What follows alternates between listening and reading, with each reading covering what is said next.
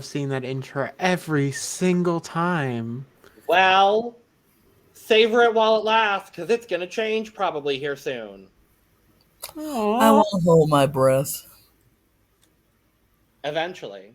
Eventually. That's One the of, key word. one of the intros is going to change. It's not for things like Survivor, but one of the intros is going to change. Sure. When I get around. Anyway, hi, welcome to The Cup. Currently Unnamed Podcast, where we put the T in reality. But you can always come to us first to quench your thirst. I'm Logan Murphy. Say something gay. Gay. We're currently just drinking water. Hydration is important. I'm feeling very dehydrated today, despite doing virtually nothing other than homework. So, Well, I am Lana, your resident diva, here to give the tea, spill the tea, and drink the tea, because you know I love me some tea. So if you have it, you know what to do. Hit me up, period. I'm not drinking anything. I'm not thirsty at the moment. But as always, I have my cup mug sitting by just in case I get thirsty. And you know what? You see it, the description below. You see the link below where you can get all of your cup merch. We have the cup, and we have the cup hat, and we'll soon have a cup shirt and some cup sweatpants soon. So you know what to do. As someone who lives in the desert, I am so excited to wear cup sweatpants all year. Period. And as someone who wears sweatpants an alarmingly long amount of time, I am also very excited. Well, I can't wait to debut those cup sweatpants for the both of you and for everyone watching. And one more time, just in case you are just listening, that is Lana G Creations at .etsy.com. That is LANAG Creations.etsy.com. There are no dashes in the Lana G Creation part. Not at all, people. Link in the description of wherever you are listening or watching this beautiful podcast presentation today. Yeah, exactly. And finally, hello everyone. My name is Jack. I am a college student, game designer, coffee addict, and Twitch streamer, although that last one hasn't been happening recently due to the college part.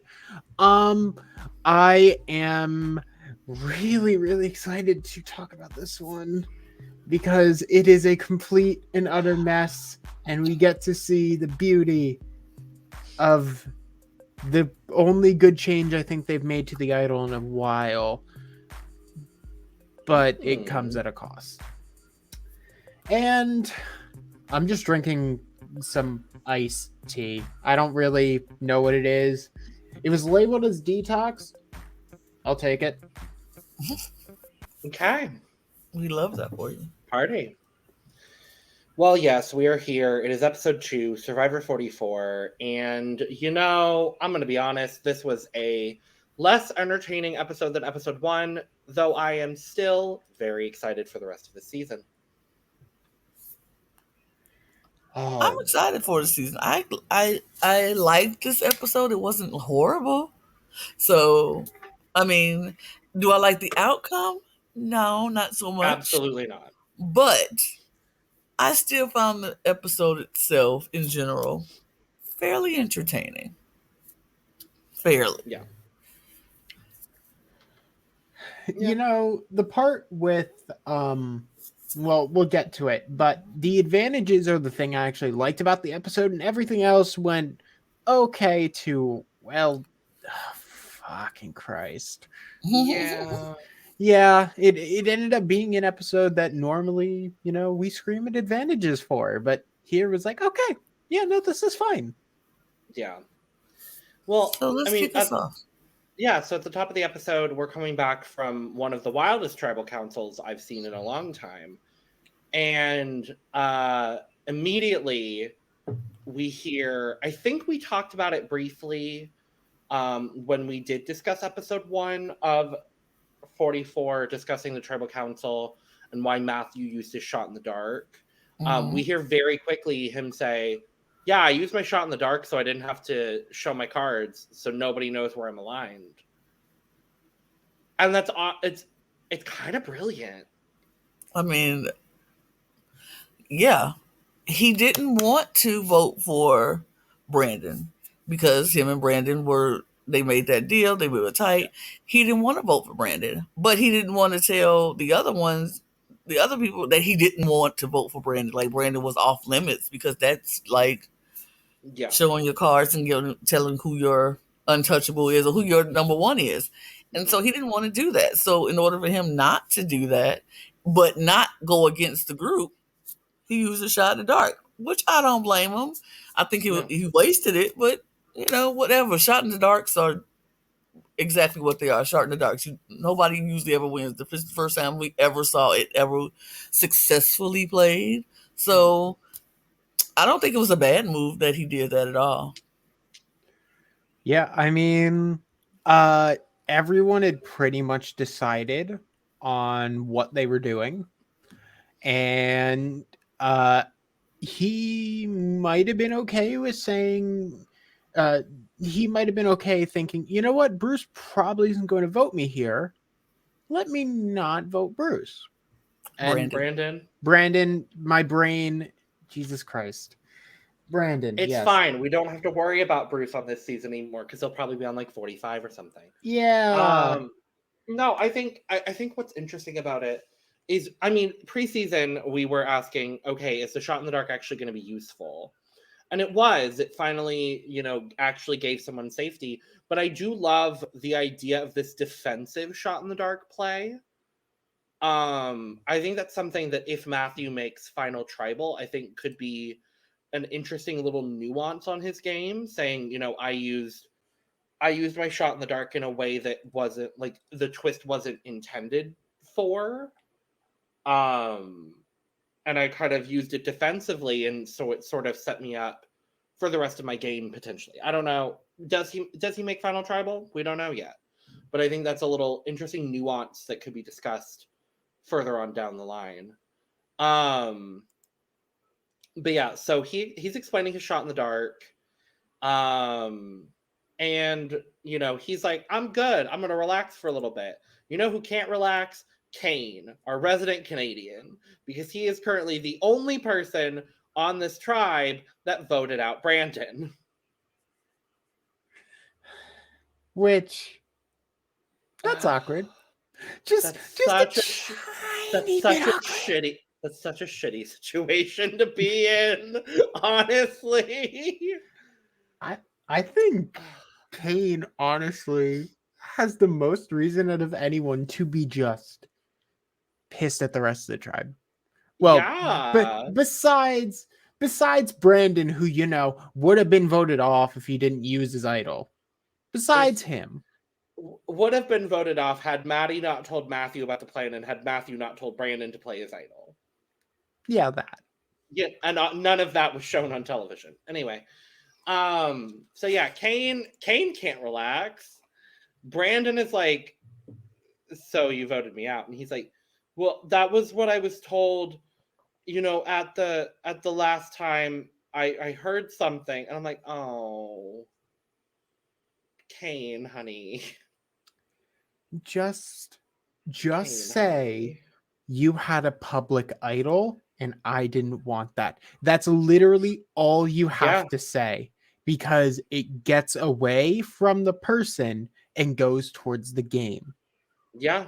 Saying that you were following someone else is just, it's going to put you in a bad place. Yeah. It's not the most ideal scenario for good old Kane.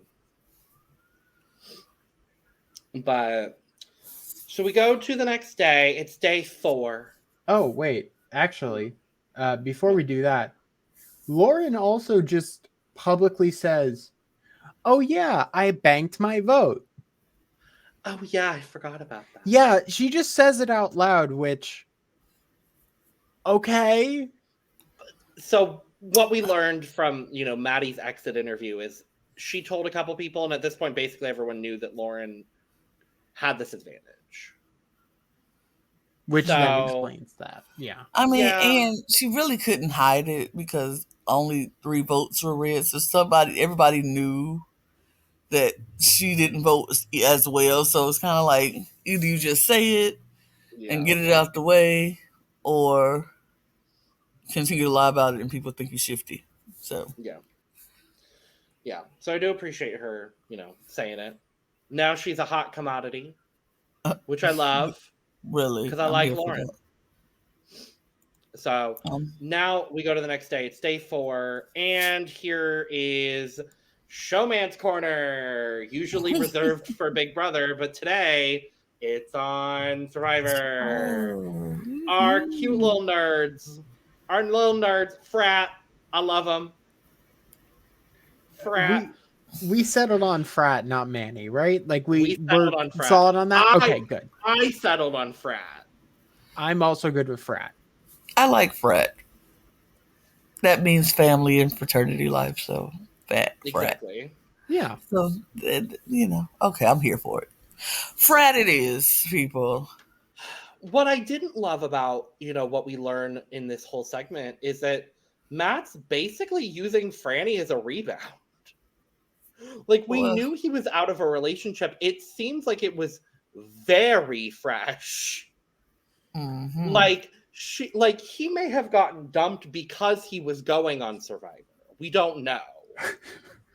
Like, wow. I didn't even think about that. It kind of seems like it's that level of fresh because he is still processing his emotions in these confessionals he's getting. And he's like, Franny's cute. I think we could work together. And I'm like, yeah, do that. But also, like, don't hurt her. And also, that's my winner pick right there. Claire also looking on from the side and being like, huh, that's weird. Claire is TV gold. Claire's everything. Claire just does. I think she was meant for this. This is what happens when you let Black women survive the first vote. We actually give you entertainment. We actually give you gameplay. We actually give you something that is interesting to watch. Drama. Intrigue. Drama. Mm-hmm. Hey, did the person that came back from the island come back with a little paper? And show you. Had nothing to do with her. Nothing to do with her. Nothing at all to do with her. But nothing at all. Honestly, I feel, and this is just me and my feelings, because she had no idea who went over there. She didn't know who went over there. She didn't know. And in that moment, she didn't care. In that moment, she didn't care. But I think, and this is just me being hopeful as a Black woman, hopefully, if she would have knew it was Lauren that went over there, she wouldn't have did that to Lauren. She wouldn't have said anything about that with Lauren. But she didn't know. And she didn't care. Because she was just trying to make sure somebody had a wedge drawn between that tribe. She needed cracks. She wanted cracks. And on a tribe that has nothing to do with her currently. I love it. I love it. I'm here for it. I'm here for that life.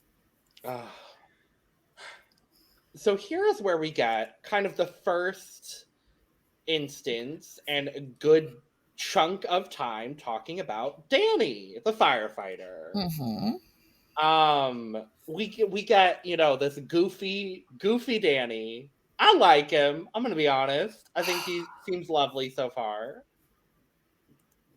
And he finds the key to the idol bird cage, and he grabs the idol, and he puts the decoy back in the bag, and then he does a really cringy Fortnite dance, and then he runs off. And it's executed pretty perfectly. Like, that is the level that you would want to see it as a producer, where you want to see someone nail it. And we'll talk about the exact opposite shortly. Go ahead, Lana. I am going to say this, and I'm going to put this out there. This is the first time that I looked at Danny Danny's hot. Yeah. Oh yeah. And That- yeah. And Danny's fun.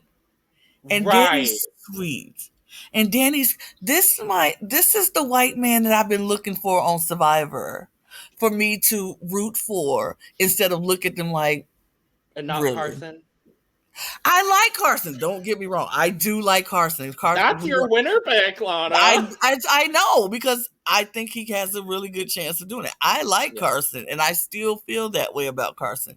But I just really like Danny. I really like him. And like I said, preseason when we did the recap, I was like, I'm very open to everybody. I don't really not like anybody from pre-interviews or whatever. But I was like, I don't know about him. He's one person I have to see in action for me to make my decision on. And seeing him in action, I like him. I really, really like him. And he did do that idol perfectly. Like, that's what you're supposed to do. And I think that's what the producers wanted them to do with the whole decoy idol. They wanted them to put that thing back and let somebody else find it and play it. And it's a decoy. They want that, but it needs to happen before merge, because if it gets to merge, people gonna start talking and realize, oh, that's a decoy, and it's not going to have the same effect. But we don't know that for sure. I will say, there is actually something interesting that I think somebody on Twitter pointed out. It's at a Mike Bloom. Because thank you. I have the tweet pulled up, and that's exactly what I was about to talk about. We were talking about it while you were getting water before we damn. So we'll talk about the Carolyn of it all. The Carolyn of it all. But Mike Bloom at a Mike Bloom type. Shout out to Mike Bloom. Love Mike Bloom. Love Mike Bloom. He tweeted after the episode, I think it was on Thursday morning. He tweeted, upon reviewing the Survivor 44 Birdcage idol finds, it looks like each tribe's real idol is indeed the fake idol of another tribe. So the Ratu idol is the beads, which is the real idol, and the fake idol is the orange medallion that Brandon, I think, still has. Probably. On Soka, the medallion, the green jade medallion is real, and the coin is the fake idol, which is now currently sitting in the birdcage with the note, so it's real. And then on Tika, the coin idol is real, so that's what Carolyn is holding, and the beads, similar to the beads that Brandon used as the real idol in episode 1, is the fake idol for Tika. I didn't even catch it during the episode because I ended up erroneously tweeting out, Carolyn just mixed up the fake idol and the real idol, didn't she? But no, I was just completely wrong, and the Survivor producers thought of something, once again, really, really smart with the birdcage twist. I am really liking this twist so far. I think this feels a lot more thought out than other twists of the modern era of Survivor. Knowledge is power. I'm looking directly in your direction. But no, I really enjoy it. There's nuance to it. There's a built-in fake idol, which I think is a really interesting concept. I enjoy it. The fact that none of the idols look the same. I like it. It feels unique and different. And speaking of unique and different, Carolyn. Oh, this woman. There's something about Carolyn just art. I'm gonna say this in the most respectful way, and I love Carolyn. I adore her. Follow her on Twitter if you're not, because truly a gem of a woman. But she's kind of like a train wreck. Yep. Where like I'm intrigued and I can't look away. And again, I mean that in the most loving way possible because I genuinely think she is the best casting choice in a very long time. Like, I'm trying to think of some of the, like, the last person I can think of that was this entertaining of a casting choice is Angelina Keeley. Honestly, that's kind of, my thought goes to Angelina, to Reem as well from Edge of Extinction. Love Dream. Like those are Michelle Fitzgerald, I think kind of falls into that similar sort of category for me, at least, of like very entertaining people to watch. But yeah, so Carolyn is, you know, by herself. Everyone else on the tribe has gone out and they're idol hunting. And completely on her own without being prompted by a producer. Obviously, Carolyn finds the key. And in just what we're learning is classic Carolyn fashion. She opens that birdcage. She pulls out the bag. She doesn't even bother to close the birdcage. She throws it in her pants and she runs back to the shelter only to lay down and go, shit. And then runs back, grabs out the real idol, hastily tries to close the bag, hangs up the bag, locks the birdcage, and the bag is just swinging back and forth. Oh, Carolyn. Oh, I love you, Carolyn. Oh, God. So the other four get there. Uh-huh. They look at it and immediately go, oh, that's been tampered with, hasn't it? And then start accusing each other. They accuse each other. I'm like, wait, what? They're like it couldn't be Carolyn. She's in the water. I'm like, yes, keep Carolyn's name out of your mouth. Out your mouth. I'm like, are we seriously, the four of you? When were you apart? All of y'all were at the water well together. When were you apart?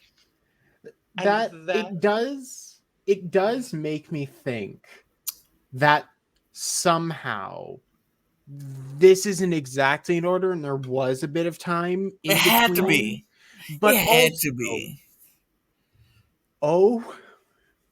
Because oh my God, it just didn't make any sense for them to be like looking at each other. Because I'm like, wait, what we saw is all y'all left together and then y'all coming to the birdcage together.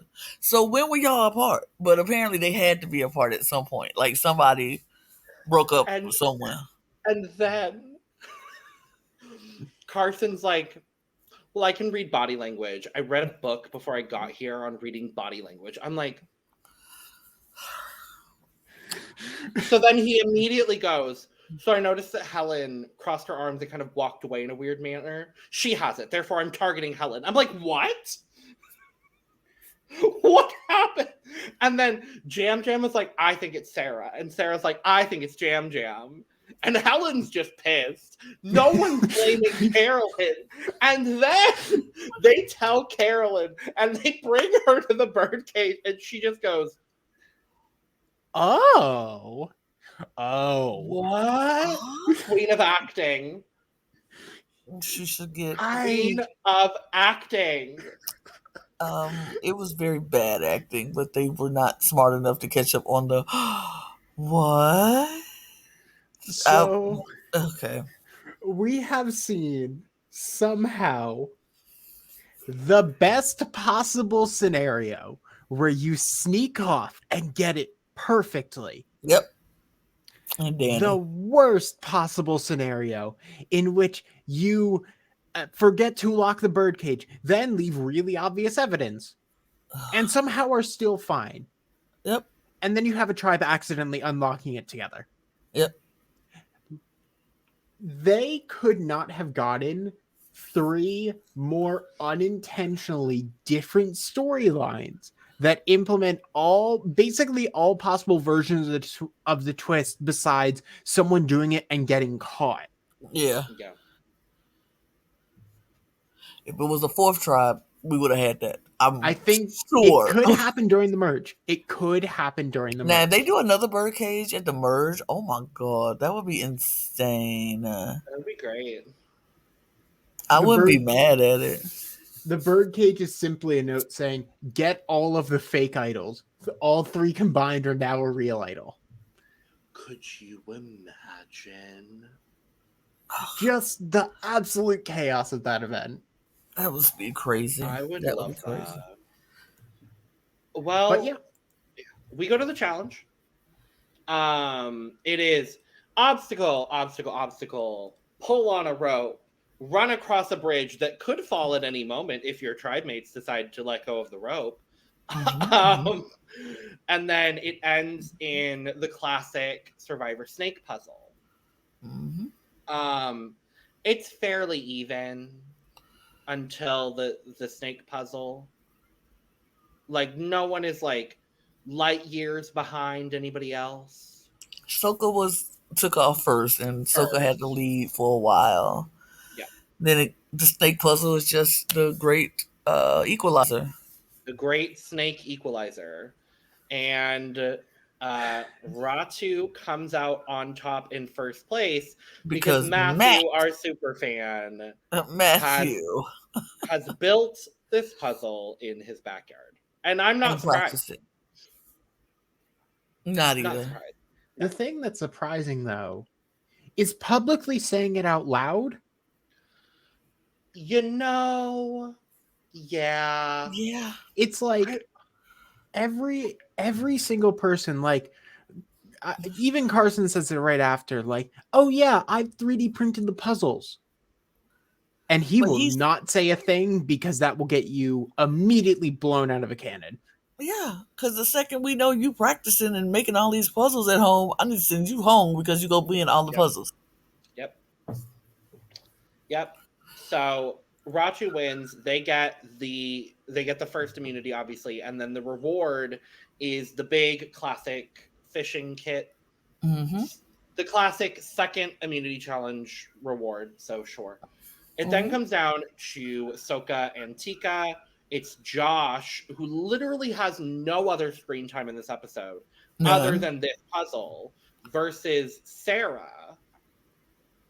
And they're both doing pretty good. They're doing the things. Sarah drops about 3/4 of the way through, and that does give Josh the opportunity to clutch the win for Soka. Meaning that our Claire is safe. Period. Claire is safe. And Lauren is also safe. Love it. Cannot say the case for our band of misfits over at Tika. They are going to tribal. And I'm going to be honest, the back half of this episode is kind of very straightforward. Not a whole lot happens. Obviously, Sarah doesn't have a vote. And so now it's kind of this conflict between on the shoulders of Carson as to whether he wants to go with Carolyn and Jam Jam or go with Helen and Sarah. Mind you, I didn't want to see anyone from this tribe voted out, so regardless of outcome, I would have been upset. At least a little bit. Yeah. Unfortunately, I really genuinely thought that Carson was duping Carolyn and Jam Jam. I don't know about y'all. I genuinely was like, I don't trust this man. I thought Carolyn was smart to be like, well, why all of a sudden are you like trusting me when we haven't really had like a game conversation? And see, that's the Orger in Carolyn. I saw that. Like, why are you coming to me now saying that you want to work with me when we're scrambling? Like, why should I trust you? And I really thought we were going to end up with likely Carolyn getting eliminated with an idol in her pocket. But That wasn't the case. No. So obviously, the thing that no one on the tribe knew about, very much to that person's own very, very interesting intentions, Sarah didn't have a vote. So only 4 votes were ever getting cast. I believe Helen and Carson knew. Did I miss that in the episode? I think it was in episode 1. Because if you remember, the only little bit of strategy we got from Tika in episode 1 was that Sarah, Carson, and Helen were kind of this trio originally. And I believe Sarah told them. The only reason I said that is because I could have sworn that that Sarah said, I'm making sure no one knows that I don't have a vote tonight, so I need to secure a 3. I don't remember. I think you're right about that. You're probably right. I don't think anybody knew, and I think that's that's why she was like, I need to make sure to get the 3 because I don't want anybody to know I don't have the vote. Yeah. And I mean, this is actually, so unfortunately, by a unanimous vote, I'm so sad that Helen's gone.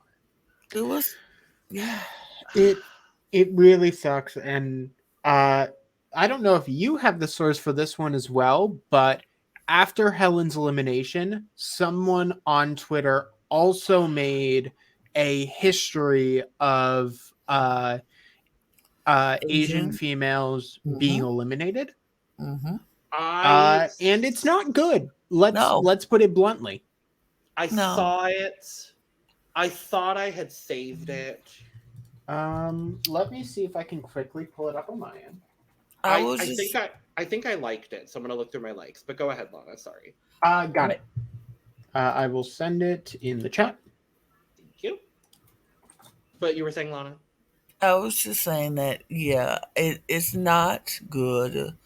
I feel like we do talk a lot about how Black women are treated in this game, but we also need to talk about how Asian women are treated in this game. Women of color are not always, don't always go far. Not saying that they never go far, but don't always go far because of like these small tribes in the beginning. It tends to not go well in their favor.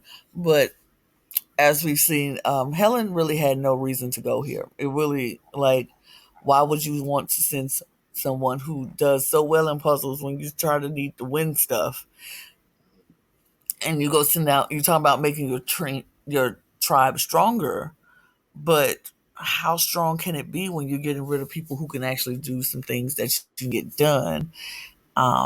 I was not a fan of this decision. I wasn't a fan with either of the choices because it was either going to be Helen or they were going to go for Carolyn. And either one of them would have been very annoying to see because these women deserve to be here. These women are really good at this game. And Carolyn is good for TV. Helen is good for this game. And I don't know. I don't like it. I don't like it at all. It was just truly unfortunate where so the reason in the edit that I can think of is Carson directly saying Helen is suspicious because of her body language after seeing the idol is missing. Yeah. That is the only reason I can think of. Which is really unfortunate. That's kind of where the shift happens. That is exactly where it happened. Like, I need to target Helen. I do want to read a little bit of this this thread on Twitter, and I will link it in the description in case y'all want to read it. Shout out to @JBDen1 for compiling all this information.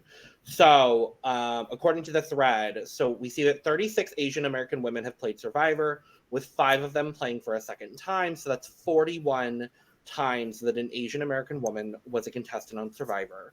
And out of those 41 times in 44 seasons, 17 of them made it to the merge, which is 41%.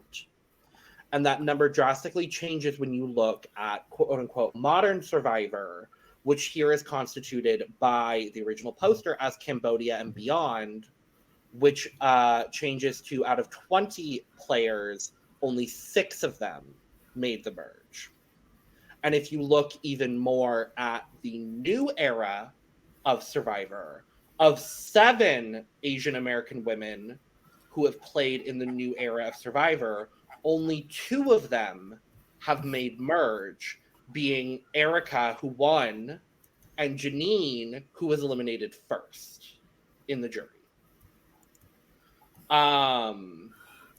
There's a lot of other data as well. There's a section as well from Owen from last season talking about Asian American bias in general, not specifically gender-wise.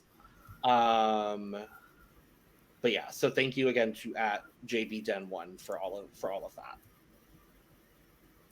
I want to say even like this isn't the first time in a while that an Asian American woman is like the first boot from a tribe, period. Jenny, mm-hmm. Justine, mm-hmm. Mari specifically. Don't remind me, that makes me sad again. Yeah, Mari specifically, I remember because she was also the second boot, mm-hmm. and that I was and still am a fan of Smosh, and that still pissed me off because I was like, God damn it, really? Like the first person I truly know on the show is gone within 2 episodes. Right. Because it was when we came down to Mari and Marianne. They were between the 2 of them. Yeah. Also, those were the 2 choices that they put out, was either Mari or Marianne. Yeah. Right. Yeah. That's why I was like, either war was awful. But go ahead. And then B was also unfortunately had to leave the game because of an injury. Yeah. And she didn't want to potentially ruin her career due to an injury. Like, valid. It's really, really unfortunate. And it's something that I would fucking hope that when a modern season, like a modern returnee season or something similar, that we see that type of representation brought back as well. Yeah, let's do more. How about not just having one? How about that?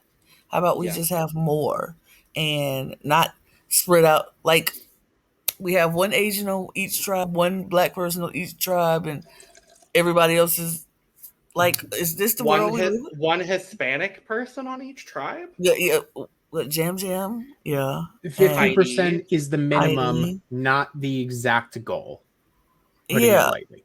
Right. Don't just because you have to have a specific. But I don't know who's Soku. Who's Sosoka? None. Heidi. Oh, Heidi. So who's There's on? none on Tika. No, Jam. Oh, it is. No, Ratu. No, Orange. Yes, Ratu. No one on Ratu. Not to my knowledge. Not to my knowledge. Yeah.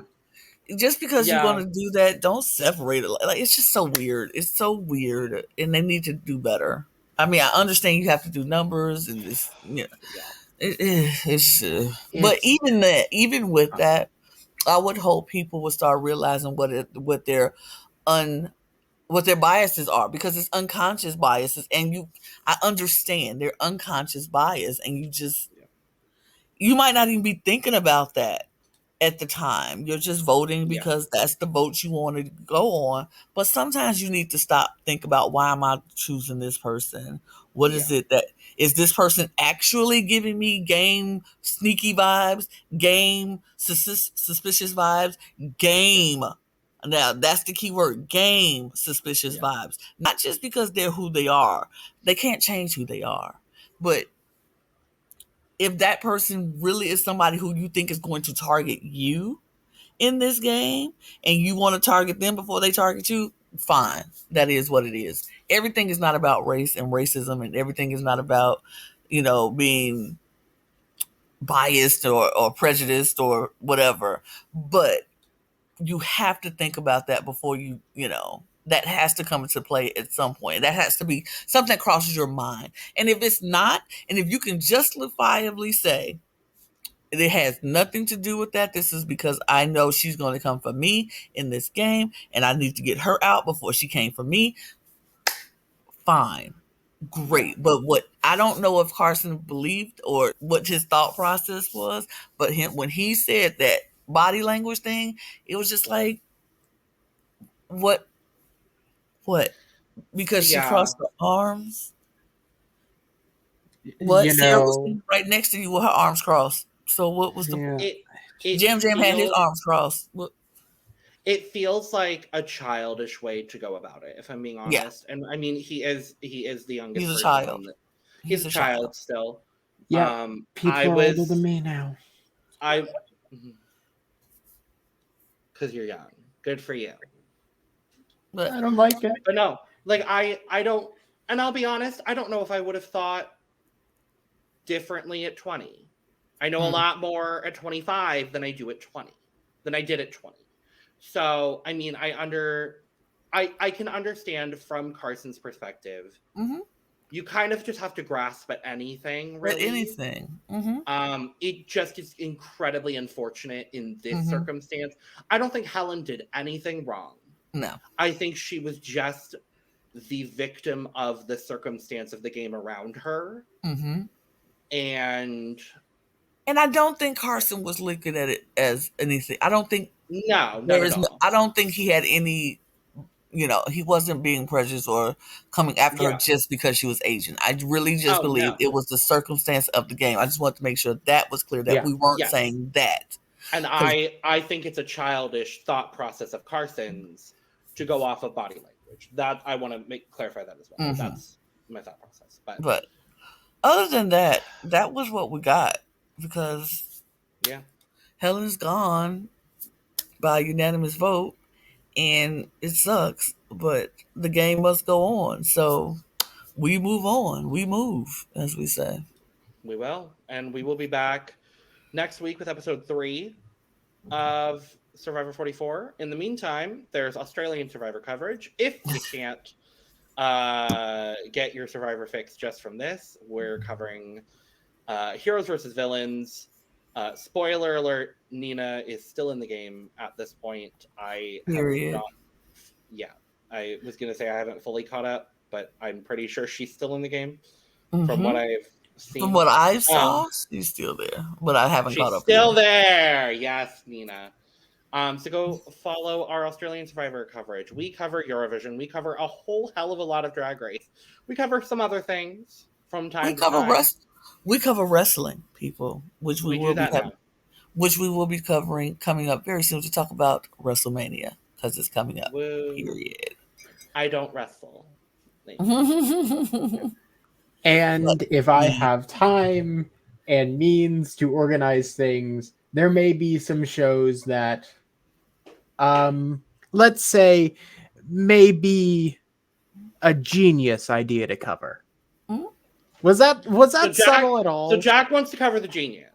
I do, because I love it, and I need a good reason to rewatch the entire thing again before the Devil's Plan comes out on Netflix this fall. All right. Valid. Well, stay tuned for all of our coverage of things and stuff and things. In the meantime, follow us on Twitter, because we're pretty cool. Sometimes we do live streams, and they're streamed to Twitter, so that's also a fun way to watch. Follow all 3 of us, because we're pretty decent humans, I would say so. I've known them both for long enough that they're pretty cool. Yeah. Cheers. Mhm. Bye. Cheers, Bye, y'all. everyone. Bye-bye. Bye. Bye. Bye now. Bye-bye now. Bye. Bye. Bye. Goodbye. I gotta Helen was eat. Get out of robbed. here. I am in your